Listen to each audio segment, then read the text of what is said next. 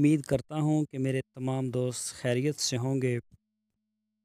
تو دوستو، آج ہم ایک نئی ویڈیو لے کے آپ کی خدمت میں حاضر ہو رہے ہیں۔ یہ بہت ہی انٹرسٹڈ گوٹ فارمنگ سے ریلیٹڈ اور بڑے ہی اس میں اچھے موضوع کے اوپر بات ہوگی۔ آج کا جو ہمارا عنوان ہے وہ ہے بکریاں خریدنے کا فن۔ بہت اچھا عنوان ہے، بکریاں خریدنے کا فن۔ تو دوستو، سب سے پہلے میں اپنا تعارف کروا دوں۔ میرا نام ہے طارق محمود اور آپ دیکھ رہے ہیں ہمارا یوٹیوب چینل ڈیسنٹ گوٹ فارم۔ تو دوستو، میری ایک چھوٹی سی آپ سے ریکویسٹ ہے کہ میرے چینل کو سبسکرائب لازمی کریں، اور اگر آپ کو ویڈیو پسند آئے اس کو لائک اور شیئر کریں اپنے فیس بک اور واٹس ایپ کے اوپر، تاکہ دوسرے دوستوں کو بھی اس سے فائدہ ہو سکے۔ تو دوستو، نیچے سبسکرائب کا بٹن ہے، اس کو لازمی پریس کریں، بیل آئیکن کو بھی پریس کریں تاکہ ہماری ہر اپڈیٹ آپ کو فوراً مل سکے۔ تو چلتے ہیں ہم اپنے اصل ٹاپک کی طرف۔ تو دوستو، بکریاں خریدنے کا فن۔ کیا آپ گوٹ فارمنگ شروع کرنے جا رہے ہیں؟ اگر آپ گوٹ فارمنگ شروع کرنے جا رہے ہیں تو ٹھہریے، پہلے ہماری اس ویڈیو کو ضرور دیکھ لیجئے اور پھر فیصلہ کریں۔ فارم کے لیے منڈی سے جانور خریدنے کا فن اور قربانی کے بکرے موٹے کرنے کا طریقہ کار آپ کو ماہر نے عید قربان کے لیے بکرے کی قیمت اور اس پر اٹھنے والے اخراجات کے بارے میں تھوڑا سا آئیڈیا ہم دیتے ہیں، جس سے آپ کو معلوم ہوگا کہ تھوڑی مدت کے لیے جانور فارم پر رکھ کر موٹا کرنے کا طریقہ کار کیا ہے۔ آپ فارم پر بکرے یا بکریاں خرید کر لانا آپ کے لیے سب سے مشکل کام ہے۔ ایک نا تجربہ کار شخص اس قابل نہیں ہوتا کہ وہ منڈی سے مناسب قیمت میں اچھا جانور خرید سکے۔ نا تجربہ کار شخص کے لیے کوئی ایسا طریقہ ہے جس سے وہ نقصان سے بچ کر اچھی خریداری کر سکے۔ منڈی سے جانور خریدنے کا فن مین ٹاپک ہے ہمارا آج کا۔ آپ نے ویڈیو اینڈ تک دیکھنی ہے تاکہ آپ کو اس کا پتہ چل سکے۔ ماہر لوگ کہتے ہیں کہ جب بھی کوئی کام شروع کیا جاتا ہے تو اس کے لیے غور و فکر بہت ضروری ہے۔ جب آپ گوٹ فارمنگ شروع کرنے کا فیصلہ کرتے ہیں تو آپ عام طور پر گوٹ فارمنگ کے دو بنیادی شعبوں میں سے ایک کا انتخاب کر رہے ہوتے ہیں۔ پہلا شعبہ ہوتا ہے بکریوں سے نسل حاصل کرنا، جسے بریڈنگ سٹاک کہا جاتا ہے، اور میرے دوستو دوسرا شعبہ ہوتا ہے چھوٹی عمر کے جانوروں کو موٹا کر کے فروخت کر دینا، جسے فیٹ لاٹ فیڈرنگ کہا جاتا ہے۔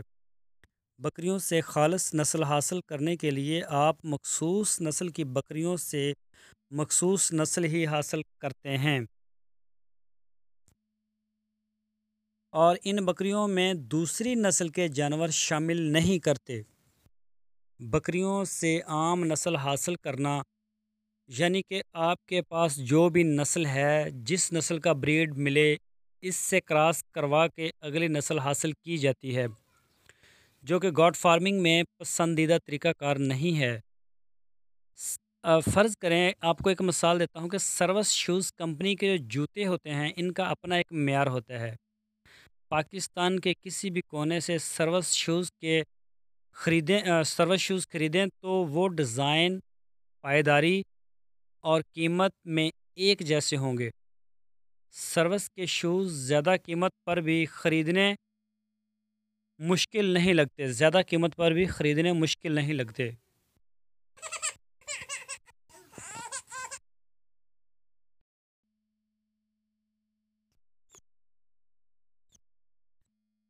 کیونکہ گاہک کو اس کی تمام خصوصیات کا علم ہوتا ہے۔ اس کے برعکس اگر عام سی کمپنی کے جوتے خریدیں تو عام طور پر اس کی قیمت کم ہوگی، کوالٹی کا کوئی پتہ نہیں ہوگا، چل گئی تو چل گئی۔ میرے خیال میں یہی مثال گوٹ فارمنگ میں خاص نسل اور دوگلی پر صادق آتی ہے۔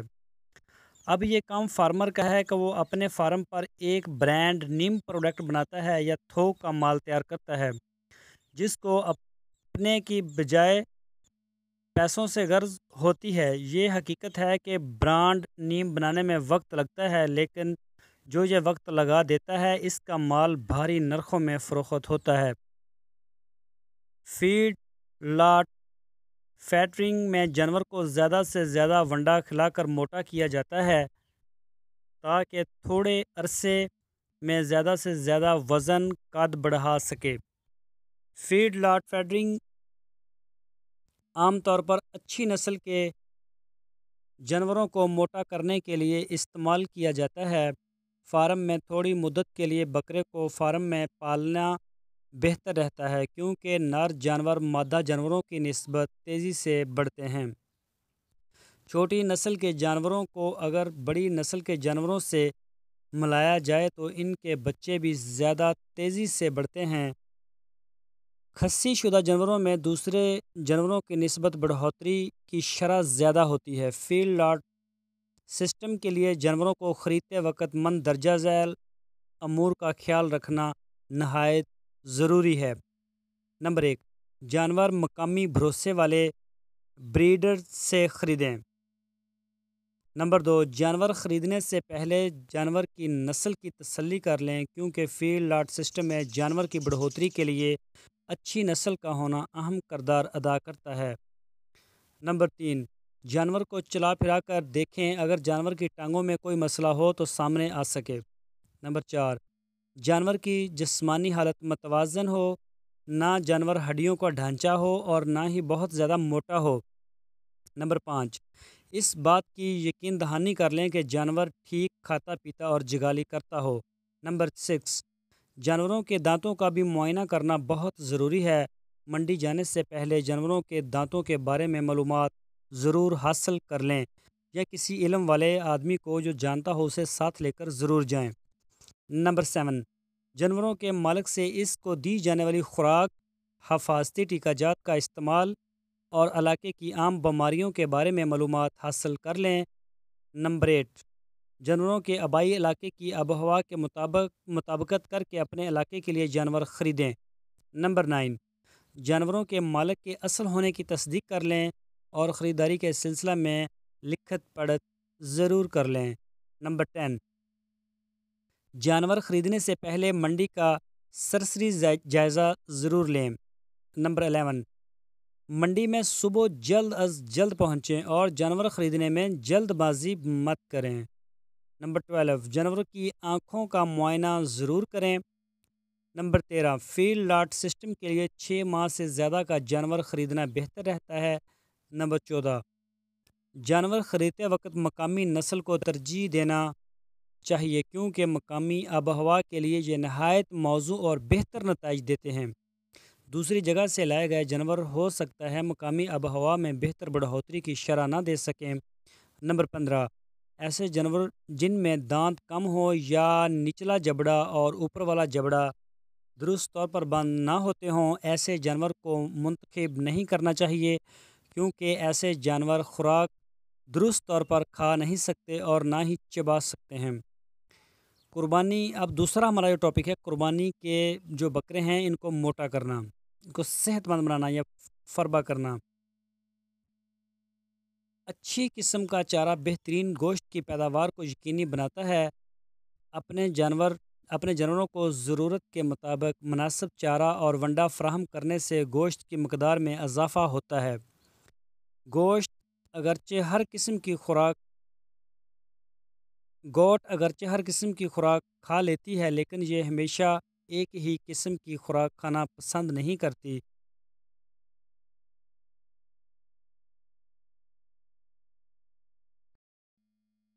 تو دوستوں، میں امید کرتا ہوں کہ میرے تمام دیکھنے والے دوستوں کو ہماری آج کی ویڈیو، ہمارا آج کا ٹاپک ضرور پسند آیا ہوگا۔ تو دوستوں، ہماری پھر آپ سے ریکویسٹ ہے کہ ہمارے چینل کو سبسکرائب لازمی کریں اور اپنا فیڈ بیک بھی ہمیں ضرور دیں تاکہ ہمیں بھی آپ کے بارے میں علم ہو سکے کہ آپ ہماری ویڈیو کو پسند کر رہے ہیں یا نہیں کر رہے، اور ہماری ویڈیو کو اپنے دوستوں سے شیئر لازمی کیجیے گا۔ اللہ حافظ۔